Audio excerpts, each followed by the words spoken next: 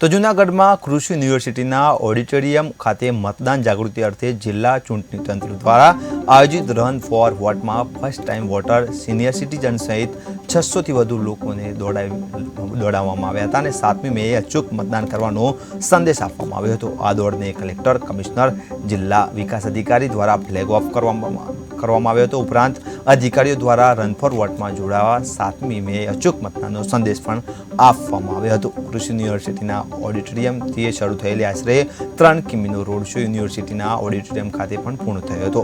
આ તકે જિલ્લા વહીવટી તંત્રના તમામ અધિકારીઓ ઉપસ્થિત રહ્યા હતા।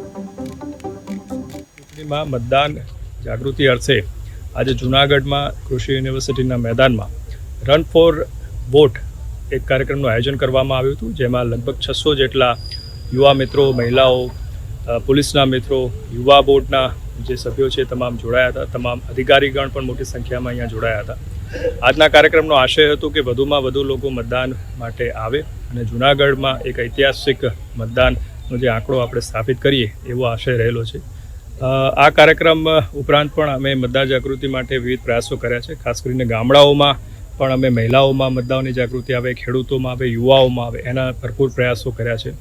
અમે એક નંબર પણ બહાર પાડ્યો છે અને એ નંબર પર અમે જે પણ લોકો મતદાનના દિવસે મતદાન કરીને પોતાનો ફોટો, સેલ્ફી મોકલશે અને અમે અમારા ઓફિશિયલ જે